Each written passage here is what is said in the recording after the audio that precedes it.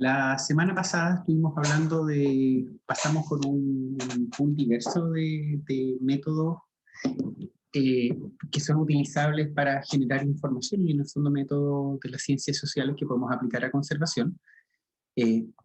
Esencialmente estuvimos hablando de un conjunto importante de estas alternativas: observación participante, entrevistas cualitativas, focus group, el uso de cuestionarios, ¿cierto? Y nos quedó solamente considerar los talleres participativos. También hablamos recurrentemente sobre un poco los aspectos éticos del trabajo con encuestas y del trabajo esencialmente que involucra personas, donde planteamos que un principio elemental, ¿cierto?, es que la participación requiere un consentimiento previo, libre e informado, ¿cierto?, donde esencialmente el consentimiento tiene que darse previo a participar. Obviamente las personas tienen que ser libres de poder participar y también de decidir no participar y de decidir dejar de participar en el momento que lo consideren pertinente. Y obviamente informado. ¿A qué se refiere informado? Que la persona conozca los alcances de su participación, es decir, todos los beneficios o riesgos que puede tener, cuánto tiempo le va a invertir, para qué se va a usar la información, etc. Entonces, ese es un aspecto central que obviamente rige nuestro trabajo y que tiene que ver esencialmente con la posibilidad de las personas de decidir o no si quieren destinar tiempo al proyecto o trabajo en cuestión. Y eso es un tema que aplica no solamente para el trabajo de investigación, sino que también para las distintas instancias participativas que usualmente nosotros nos encontramos, ¿cierto? En ese sentido es muy importante que, por ejemplo, cuando se realizan talleres, las personas sepan previamente qué temas se va a hablar, ¿cierto? Y que no se generen falsas expectativas. Así que de modo que las personas efectivamente puedan decidir de que, por ejemplo, este taller es importante estar, o a lo mejor, ¿cierto?, en este taller bien, pero no puedo destinar el tiempo o no puedo, y resulta si van a haber cinco talleres, a lo mejor tengo que priorizar cuál es el que voy a faltar a mis actividades para poder estar. Entonces es importante que las personas conozcan en detalle, esencialmente, también de qué se trata y cuál va a ser el objetivo que se espera lograr. La estrategia o el método que nosotros empezamos a hablar la semana pasada son los talleres participativos. Los talleres participativos son ampliamente usados en conservación, por ejemplo, para la elaboración de planes, ¿cierto? Esto se utilizan, los talleres es probablemente la herramienta más utilizada, por ejemplo, en la elaboración de planes de manejo. Los talleres son ampliamente utilizados a nivel país para los procesos de elaboración de planes de conservación de especies y los programas de recuperación, conservación y gestión, más conocido como RECOGE. Y en general, en distintas instancias, probablemente los talleres son hoy día el mecanismo más utilizado. El tamaño de los grupos puede ser variable, ¿cierto? Desde grupos pequeños con 10 o incluso menos personas, pero también grupos bastante grandes, superiores a 100 personas. Usualmente los talleres están en valores intermedios, pero claro, podemos tener talleres participativos grandes. Quien juega el rol de facilitación en un taller tiene un rol central, ¿cierto? Porque el éxito o fracaso del taller va a depender de la capacidad de quien facilita, de poder organizar la participación de los actores, regular los tiempos de participación, resolver conflictos que se puedan dar, opiniones cruzadas, recoger las distintas opiniones, etc. Existen diversas metodologías por las que se puede llevar a cabo un taller, pero usualmente los talleres involucran una introducción general para toda la gente que está participando. Posteriormente, dependiendo del número de asistentes en el taller, trabajo en grupos más pequeños.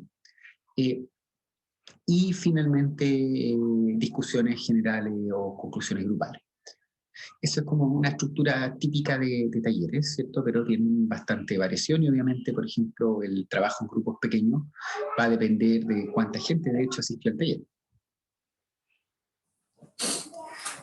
Algunas metodologías utilizadas para talleres participativos, por ejemplo, se utilizan lluvias de ideas y esencialmente involucra generar preguntas o plantear problemas y solicitar distintas respuestas o soluciones, las que se listan, ¿cierto?, independiente de su mérito. Esto es un tema importante porque obviamente en los talleres no todas las ideas que surgen son necesariamente buenas ideas, pero el rol de quien facilita no es, en el caso de un marco, una lluvia de ideas, ¿cierto? En una primera instancia no es juzgar si las ideas son buenas o malas, sino que listar las ideas para poder después discutirlas, ¿cierto? ¿Por qué es importante esta aproximación? Porque facilita la generación de ideas, también amplifica la posibilidad de dar respuestas a problemas en cuestión o preguntas, ¿cierto? Y al considerar todas las ideas independientes de su mérito también, ¿cierto? Se permite que surjan ideas que a lo mejor podrían haberse visto inhibidas por ejemplo, la incertidumbre de una persona con respecto a si su idea es buena o mala. Entonces, las ideas tienen ese rol. Eh, Otro método es rankear, ¿cierto? Y no son excluyentes, ¿cierto? Suele pasar de que se inicia con lluvias de ideas, muchas veces con papelógrafo, y una vez que ya están las ideas, ¿cierto? Después las ideas pueden ser rankeadas o ordenar de acuerdo a criterios, ¿cierto? Para rankear, por ejemplo, en términos de importancia. Agrupar lo mismo, también implica que hay un conjunto de ideas o de ítems, ¿cierto?, que tienen similitud, ¿cierto? Y hay procesos de agrupación. De hecho, eso es algo que nosotros hacemos, por ejemplo, en el proceso de planificación para la elaboración de objetos de conservación. Efectivamente, nosotros generamos un listado que puede ser salir de un taller o puede salir de criterios técnicos o un híbrido de los anteriores, pero posteriormente es necesario agruparlos y reducirlos. Y en ese sentido van a existir criterios y en el taller, en el fondo, nosotros podremos agrupar en función de esos criterios. También podemos asignar puntuaciones o valoraciones, ¿cierto?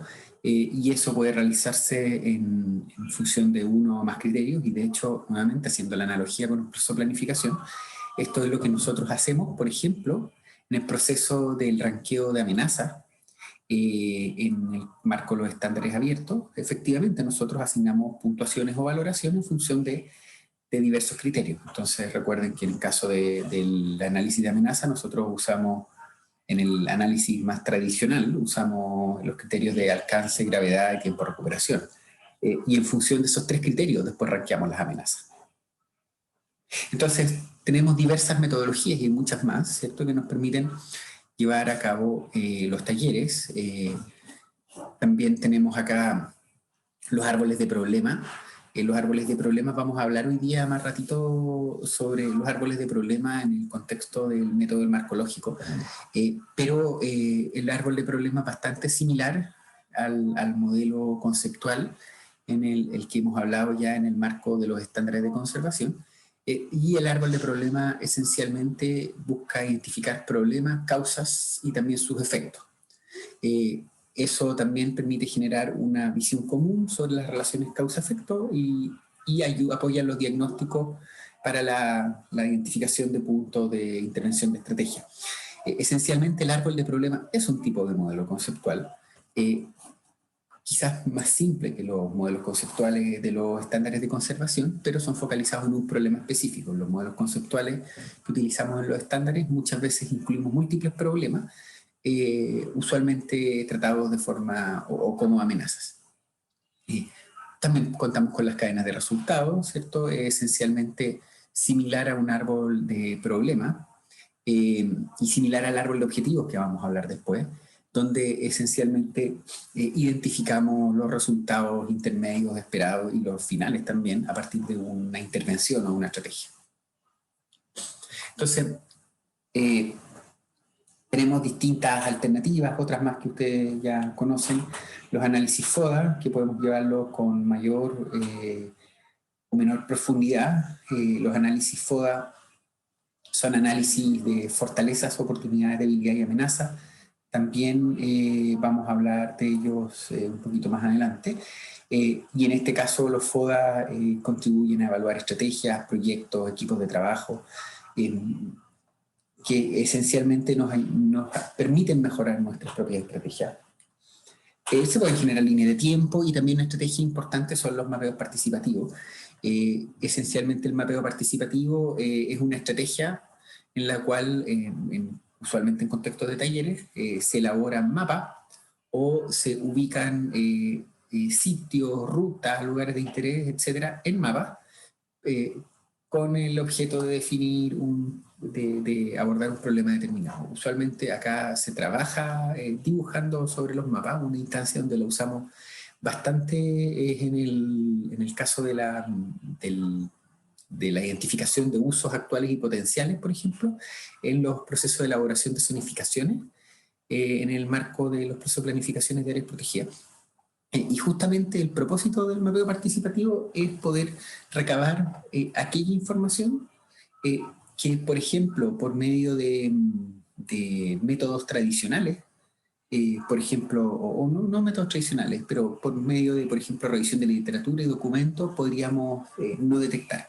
Entonces, el mapeo participativo nos permite que la comunidad pueda ubicar de forma espacialmente explícita donde ocurren ciertos eventos o donde existen hitos de interés o elementos culturales de interés o donde se podría desarrollar una actividad. Entonces el mapeo participativo es fundamental esencialmente en el contexto de la elaboración de zonificación. ¿Qué aspectos debemos considerar en el diseño de un taller? Siempre, como en todas las instancias que hemos hablado, es necesario partir por definir cuáles son los objetivos del taller. Los objetivos del taller van a indicar finalmente qué actividades vamos a tener que realizar para alcanzar los objetivos previamente definidos. En función de lo anterior, es necesario planificar la duración del taller y también cuántas personas participarán, ¿cierto? Además, en la identificación de esos listados hay que considerar cuál es la posible participación. ¿Por qué? Porque todo lo anterior nos va a dar las limitaciones de espacio que nosotros necesitamos, los lugares, las fechas, si es que estamos considerando un taller con servicios públicos, probablemente vamos a necesitar considerar días de semana. A lo mejor hay instancias comunitarias donde si nosotros pensamos en día de semana vamos a tener una muy baja asistencia, ¿cierto? Porque en el fondo muchas personas van a estar trabajando y no van a poder asistir. Hay que considerar las realidades locales, por ejemplo, días o fechas que son inadecuadas porque a lo mejor hay actividades importantes tales como no sé, por extracción del loco, que en algunos casos ocurre en épocas determinadas del año, horarios que podrían perjudicar la asistencia, ¿cierto? Por ejemplo, en lugares donde hay comunidades recolectoras que dependen de recolección en el intermareal, ¿cierto? Puede ser que hasta tengamos que considerar la marea. ¿Por qué? Porque nosotros buscamos maximizar la posibilidad de que las personas participen. Lo mismo, hay lugares donde uno tiene que considerar las horas y los días en que hay cultos religiosos, porque también hay lugares donde muchas personas no van a asistir porque es la hora del culto. Entonces, eso, y de hecho es un tema súper importante a considerar. Entonces, la definición de lugar, fecha, hora, ¿cierto? Requiere considerar eso si es que, y debiese ser, el objetivo es que la gente pueda participar. Las actividades va a haber que evaluarlas en función de cuánto tiempo se dispone, planificar previamente, planificar qué imprevistos podrían darse, qué puntos de discusión van a ser conflictivos y se van a alargar, ¿cierto? O tienen un potencial de alargarse. ¿Cuánto tiempo nos vamos a demorar en procesar la información? Muchas veces las actividades del taller, la segunda parte del taller es condicional en la actividad de la primera parte del taller. Por lo tanto, vamos a tener que ser capaces de procesar la información de la primera parte, tenerla lista para la segunda parte. Eso significa que vamos a tener que considerar los tiempos de descanso o a lo mejor el tiempo del almuerzo o algunas otras instancias para poder permitir que la información se procese y el taller sea efectivo. A partir de todo lo anterior, hay que elaborar la programación final del taller, y ya con la programación final del taller es necesario generar las invitaciones formales, realizar seguimiento, confirmar asistencia, asegurar todos los materiales e insumos necesarios, ¿cierto? Lápices, cartulinas, proyector. Ahí es importante también escoger métodos y materiales que sean adecuados para la participación. Entonces, usualmente las tradicionales cartulinas y papelógrafos sí logran la participación. Muchas veces alternativas digitales, cuando estamos hablando de presencialidad, obviamente, no logran tener el mismo éxito. Hay que asegurar todos los aspectos logísticos, ¿cierto? Incluyendo el equipo de facilitación, registro de información, los cafés de ser necesario, ¿cierto? Todo lo que implica. Las coordinaciones de forma tal de que efectivamente a la hora del receso del café, esté la galleta. Entonces hay toda una logística que es importante de considerar. Y finalmente es ya previo al taller mismo, muchas veces el día anterior, es necesario generar una última reunión de planificación, que es para ajustar el taller también en función de quienes confirmaron asistencia, revisar y planificar posibles imprevistos, situaciones que podrían darse en las discusiones y en el fondo ir con una ruta, esencialmente. ¿Qué datos y resultados se producen en los talleres? En general pueden incluirse grabaciones, papelógrafos, notas, observaciones registradas, registros fotográficos, los listados de asistentes. En muchos casos va a ser importante elaborar actas y estas actas van a tener que incluir los puntos anteriores, ¿cierto? Algunos verificadores fotográficos, los listados de asistentes, fotos de los papelógrafos que se hayan generado, etc. Pero también las conclusiones generales del taller y los acuerdos en caso de que los hubiera.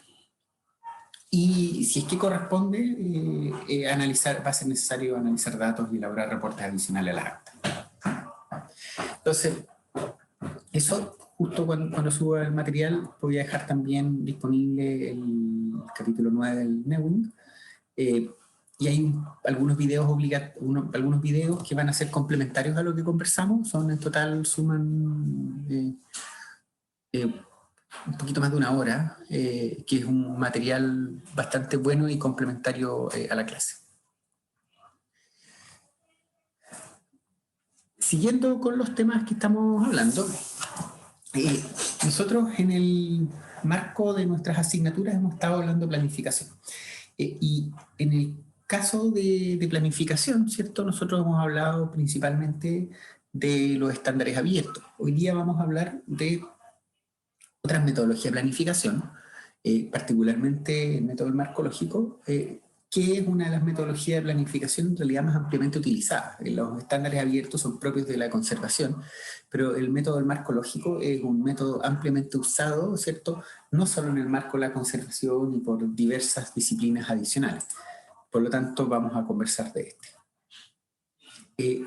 Planificación, en términos generales, corresponde a la generación de un plan metódicamente organizado, frecuentemente de gran amplitud, para obtener objetivos determinados, tal como el desarrollo de ciudad, desarrollo económico, investigación científica, funcionamiento de industria, plan de manejo de un área protegida, etc.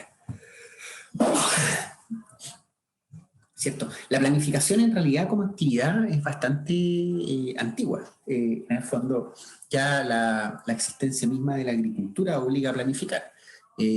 Obliga a un orden, a una planificación de las épocas de siembra, de las épocas de cosecha, ¿cierto? Entonces, del almacenamiento, ¿cierto? De granos y todo. Entonces, la planificación como actividad, ¿cierto? Es una actividad bastante antigua en la historia de la humanidad, ¿cierto?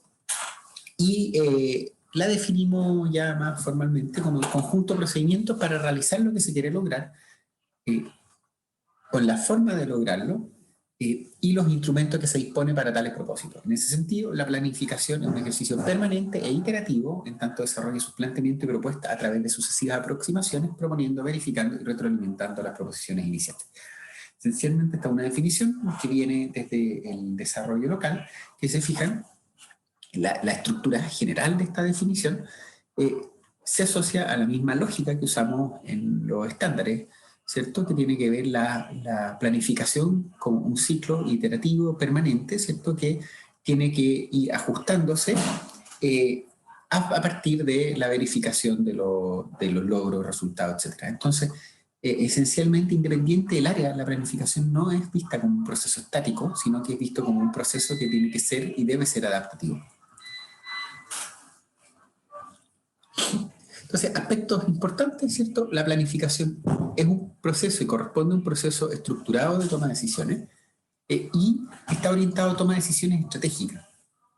Usualmente la planificación, independiente de los métodos, del método de planificación, considera fases de diagnóstico, definición de objetivos y estrategia, ¿cierto? En el caso de los estándares, ¿cierto? Esto les sonará lógico. Y la planificación es fundamental para la evaluación. ¿Por qué? Porque la misma proceso de planificación nos va a indicar aquellos puntos que nosotros necesitamos evaluar. Diversas metodologías están disponibles, ¿cierto? Tenemos, por aquí aparecen algunos de los que conocen, de los estándares abiertos. Está el manual de la CONAF, pero acá está el manual que de hecho es base del de CONAF, que es el manual del Foundation of Success, que es el que entra en detalle en la forma de planificar proyectos de conservación. Tenemos otras metodologías, por ejemplo, el método antiguo de planificación de CONAF, que está basado en el marco lógico, ¿cierto? El conocido como Manual 23, que no se diferencia o es en términos gruesos muy parecido, marco lógico, a las metodologías que sugiere CEPAL para la planificación del desarrollo local. Ahora, ¿qué significa que un proceso de planificación sea exitoso? La realidad es que a veces nos acostumbramos a que terminamos un proceso de planificación, terminamos con un documento que puede llamarse un plan de manejo, un proyecto o lo que sea, ¿cierto? Y a veces nos genera la sensación de que una vez ya finalizado el documento y el plan, ¿cierto? Sacamos la foto y éxito. No, eso no es así. El proceso de planificación primero es un ciclo iterativo, así que no tiene ese punto de decir se terminó, ¿cierto? Pero más importante, un documento impreso o un PDF no es el éxito del proceso de planificación, ¿cierto? El éxito del proceso de planificación va a tener que ver con la realidad de ese plan en el tiempo. ¿A qué nos referimos? Por ejemplo, la pregunta es, primero, el plan de manejo o el plan que generamos, ¿fue posible de implementar? Porque podemos tener planes maravillosos, pero ¿y esos planes qué pasa si es que realmente las actividades propuestas se puede ejecutar un 10%, un 15%? No un buen plan. ¿Se fijan? ¿Por qué? Porque nosotros a veces, claro, podemos tener un plan soñador, un plan ambicioso, pero si no se cuenta con los recursos, el plan no sirve para nada. Y eso es importante tener en cuenta, ¿cierto? Esencialmente, nuestros planes no pueden ser humo. Nuestros planes tienen que ser planes donde tienen que tener un balance, ¿cierto? Tienen que tener ambición, pero tienen que tener realidad. Y en ese sentido, la realidad tiene que ser crítica en términos del el financiamiento disponible y el financiamiento alcanzable. Tienen que tener la probabilidad de que ojalá de las actividades propuestas se pueda implementar una fracción alta, ¿cierto? Si no se puede implementar una fracción alta, no sacamos nada, ¿cierto? Recuerden, estamos planificando toma de decisiones, no estamos escribiendo ciencia ficción. ¿Y eso por qué lo planteo? Porque es tentador tener planes que arreglen todo el mundo, pero la realidad es que tenemos recursos muy limitados, la realidad es que tenemos tiempos acotados, la realidad es que en nuestros equipos tenemos capacidades determinadas, ¿ya? Entonces, el proceso de planificación exitoso va a ser un proceso que llegue a un documento o a un plan o a un, ¿cierto? O un lineamiento o una ordenanza, ¿cierto? Que primero sea implementable. Segundo, que en caso de ser implementada, ¿cierto? Logre la consecución de parte importante de las metas. No va a ser de todas, no, nunca vamos a cumplir todas las metas. Ni un plan de manejo de un área protegida, ¿cierto? probablemente tampoco lo va a hacer el programa de un gobierno, etc. Pero sí necesitamos que de no mediar temas inesperados de gran magnitud, sí esperamos que primero implementemos una fracción grande de las actividades. Segundo, que esas actividades efectivamente contribuyan a las metas. Tercero, que los resultados, ¿cierto?, sean evaluables. En el fondo, que en el proceso de planificación hayamos identificado adecuadamente puntos de seguimiento, puntos de monitoreo que a nosotros nos permitan efectivamente evaluar si es que se está cumpliendo o no se está cumpliendo no solo las actividades, sino que los logros esperados de las actividades, ¿cierto? Y por último, también es importante que el plan pueda ser continuamente ajustado, ¿cierto? Que sea un documento dinámico.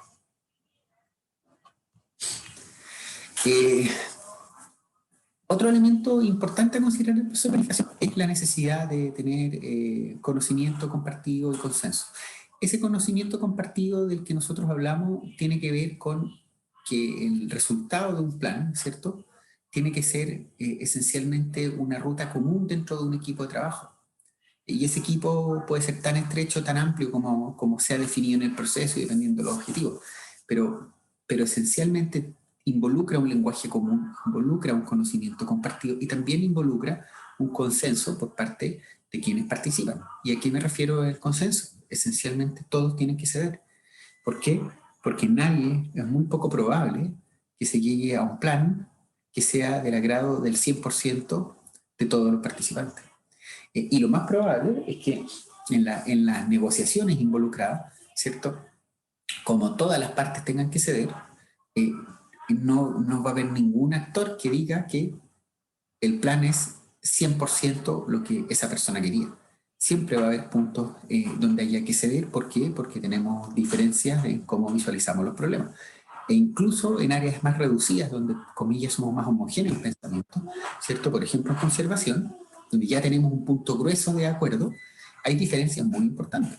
Entonces, en ese contexto, ¿cierto?, el proceso de planificación busca generar un lenguaje común, busca generar metas comunes, objetivos comunes, y también busca generar consensos, lo que van a ser resultado de negociación, donde las distintas partes, ¿cierto?, representen sus opiniones, pero también en los mismos procesos, ¿cierto?, alcancen acuerdos que permitan tener un plan del cual todo el equipo se pueda apropiar.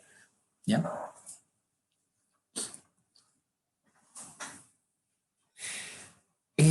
Ahora, cuando estamos hablando de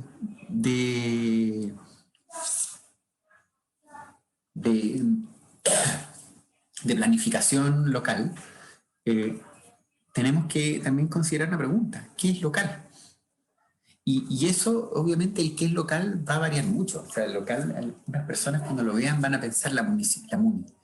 En otros casos, lo local puede ser una localidad determinada, un distrito, una región, ¿cierto? Por lo tanto, la definición de lo local va a ser muy variable y está definida en general por una combinación de aspectos materiales e inmateriales determinados por el factor de proximidad o cercanía, donde ocurren interacciones de naturaleza local, ¿cierto?, que no escalan en cobertura geográfica y, muy importante, cuya base de acción está en el individuo.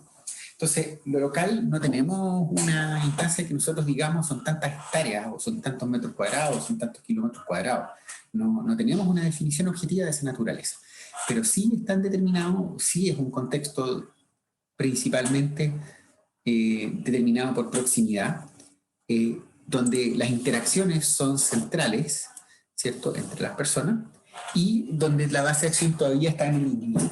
Entonces, en ese sentido, lo local puede ir desde una localidad hasta, en algunos casos, hasta niveles comunales, pero probablemente los niveles comunales ya pueden ser bastante amplios todavía, ¿cierto? Pero esencialmente son escalas pequeñas donde la proximidad permite que se den interacciones con una frecuencia bastante alta. La planificación local implica una construcción colectiva a nivel local, cuyo objetivo es movilizar recursos del territorio en torno a un proyecto común y busca incluir el conjunto de la población.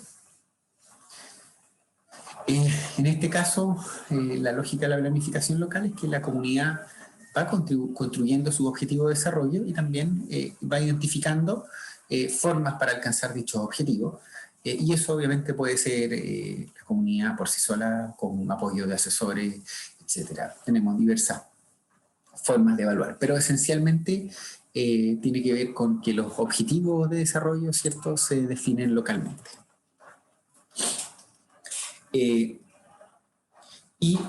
aquí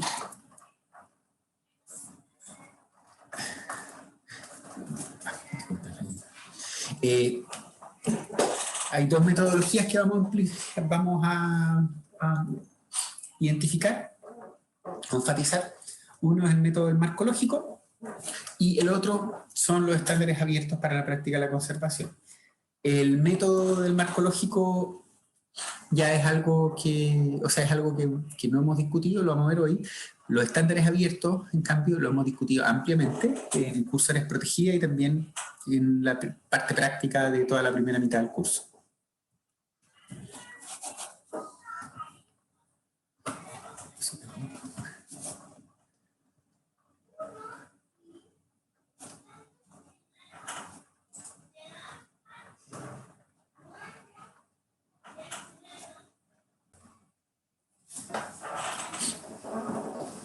El marco lógico es una metodología de planificación que busca facilitar la conceptualización, diseño, ejecución y evaluación de los proyectos, ¿cierto?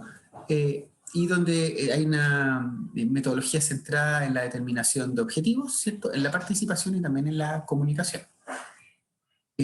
Aquí vamos a ver que esto les va a sonar conocido.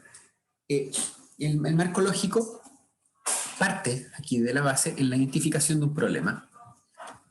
A partir del problema se identifican los objetivos, después se analizan alternativas y a partir del análisis de alternativas se lleva a la implementación de los proyectos. Si se fijan, esto que tenemos acá es esencialmente la misma estructura que tienen los proyectos bajo estándares abiertos. Identificar el problema, involucra identificar los actores involucrados, convocar a actores para identificar causas y efectos del problema, esto les suena, y construir árbol de problemas, esto es bastante parecido al análisis de situación y particularmente a los modelos conceptuales. Identificar objetivos, una vez que ya tenemos identificado el árbol de problemas, ¿cierto?, es construir el árbol de objetivos, que como vamos a ver más ratito, es bastante parecido en su lógica a las cadenas de resultados.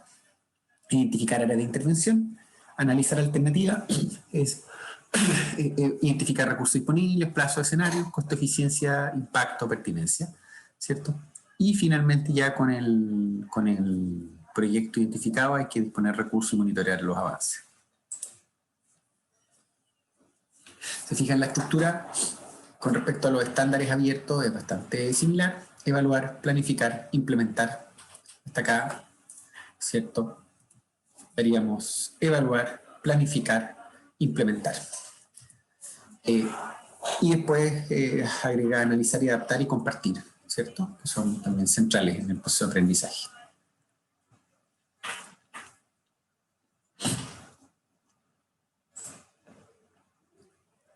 En el caso de la planificación, ¿cierto?, usualmente a escala local partimos con un diagnóstico estratégico, ¿cierto?, que tiene que ver con una serie de temas de levantamiento de información económica, productiva, infraestructura, ambiental, etc.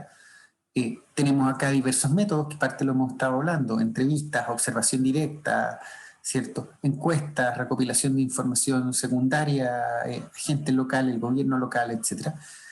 A partir de lo anterior, cuando es con fines de desarrollo, se identifican las vocaciones territoriales. Obviamente, por ejemplo, en conservación tenemos a veces la tendencia de que nuestra sugerencia o propuesta para prácticamente todos los escenarios es turismo. Y hay lugares que tienen una vocación territorial súper ad hoc al turismo, pero hay otros que a lo mejor tienen otras vocaciones territoriales. Y eso surge desde un adecuado diagnóstico y del conocimiento local. Ya con un diagnóstico adecuado pasamos a la formulación de objetivos, ¿cierto?, que va a derivar del árbol de problemas del que vamos a hablar, estrategias, los análisis FODA, ¿cierto?, programas, etc. Cuando volvemos al diagnóstico, ¿cierto? El diagnóstico es el proceso de recoger, procesar e interpretar la información de un espacio territorial que se determina por condiciones político-administrativas, pero también sociales, culturales y ambientales. Y esto se genera con el fin de evaluar y promover su capacidad de desarrollo. Entonces, cuando definimos territorio, se pueden definir con dos perspectivas. Una, la división política administrativa, que esta es la de uso más político, ¿cierto? Que tiene que ver la unidad mínima que usualmente utilizamos, ¿cierto? Formal, son las municipalidades, las comunas. Y en ese sentido, la mirada político-administrativa, ¿cierto?, tiene que ver con esta lógica. La otra es una mirada socio-relacional que tiene que ver con espacios donde confluyen relaciones sociales, identidad propia, ¿cierto?, recursos naturales, formas comunes de producción. Y esto puede o no tener correlatos con, por ejemplo, órdenes territoriales político-administrativos, pero en muchos casos no lo tiene. O sea, en el fondo, el límite comunal en muchos casos no es un límite de un espacio socio-relacional, ¿ya? En los proyectos de conservación, por otro lado, también tenemos dos miradas. Uno que es un alcance geográfico, que si se fijan es equivalente o parecido a las divisiones políticas administrativas, solo que en este caso los criterios son criterios biológicos a niveles amplios, ¿cierto? Ecorregiones, pero pueden ser áreas protegidas, áreas prioritarias, etc. Y también tenemos alcances temáticos, donde esos alcances temáticos de hecho pueden ser diferentes a los de los alcances geográficos. Los alcances temáticos, por ejemplo, pueden ser definidos en función de la necesidad de una especie, de servicio ecosistémico, de amenazas, de los factores contribuyentes a las amenazas, ¿cierto? Entonces los alcances espaciales de los proyectos van a variar según bajo qué perspectiva las definimos. Pero en cualquiera, particularmente si nosotros tomamos un espacio socio-relacional o tomamos un alcance temático, las definiciones del área o los territorios del proyecto se van a definir en base a un proceso iterativo. ¿Por qué iterativo? Porque probablemente vamos a tener una definición espacial inicial que posteriormente va a modificarse. Por ejemplo, si nosotros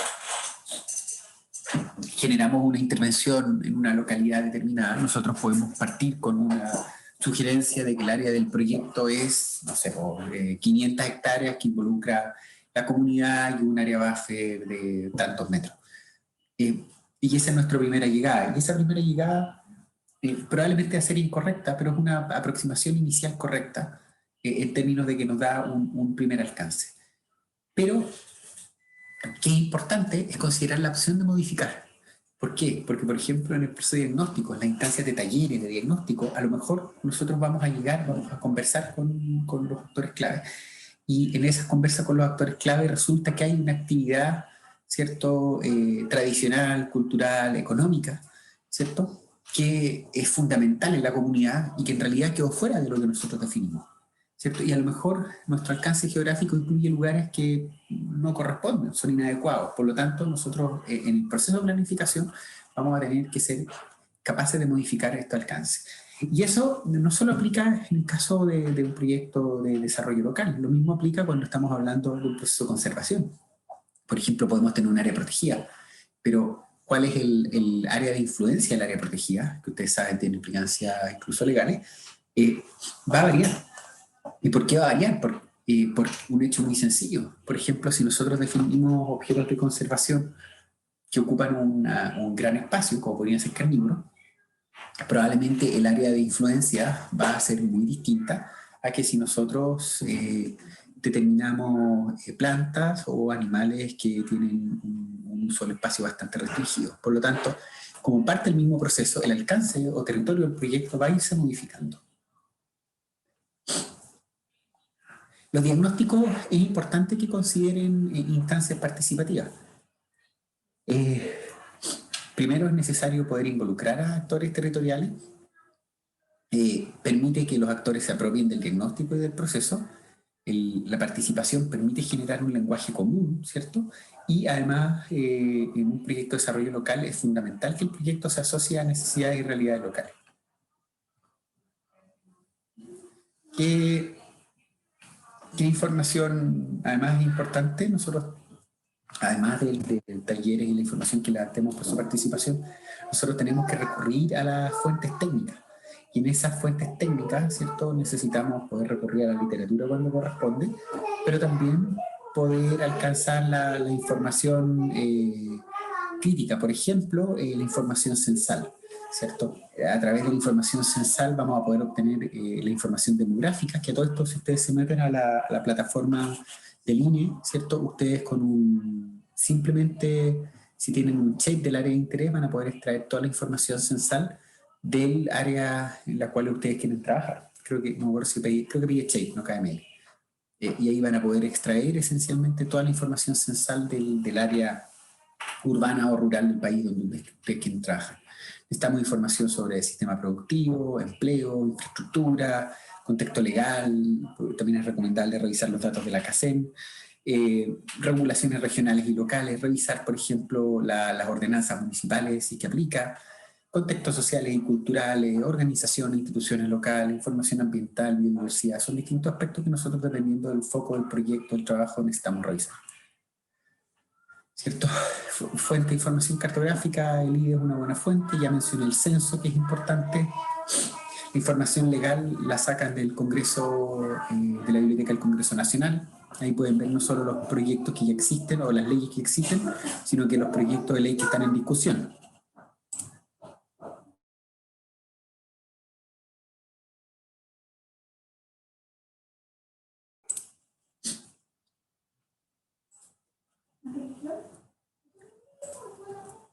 Además, la bibliografía, ustedes pueden obtener información a partir de la literatura, ¿cierto? Y Google Académico, Web of Science son fuentes adecuadas, ¿cierto? De hecho, la literatura en algunos casos puede proveerles información bastante de interés. Por ejemplo, si estuviésemos involucrados en procesos de planificación en esta parte del país, y por ejemplo hay artículos publicados, y por ejemplo explícitamente acá hay un trabajo donde se mapean los servicios ecosistémicos particularmente vinculados a la planificación marina. Entonces, si nosotros estamos trabajando en esta zona, debiésemos considerar este tipo de trabajo también. ¿Qué temas son importantes? Si estamos trabajando en un contexto encargado, me refiero particularmente en marco consultoría, es importante solicitar información al mandante, a quien encarga el trabajo, con plazos, ¿cierto? Que nosotros les pidamos que dentro de ciertos plazos envíen información, la que ellos tienen, porque no todos vamos a poder acceder. Por ejemplo, los informes técnicos en muchos casos no son públicos. Entonces, requerimos que los informes técnicos, convenios, acuerdos, otros proyectos, sean conocidos por nuestro equipo en un plazo razonable, cosa de poder trabajar en ello. En la interacción con el mandante necesitamos flexibilidad, pero también con límites. ¿Por qué? Porque nosotros, obviamente, el entendimiento es importante, pero hay plazos, hay presupuestos, y eso hay que cumplirlo. Por otro lado, es importante explorar en detalle otras fuentes, como fuentes oficiales, literatura científica, etc.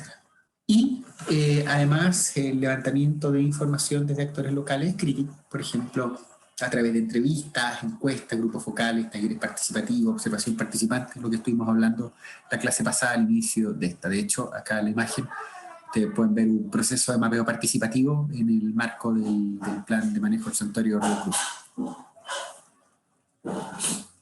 Vamos a parar acá unos minutitos.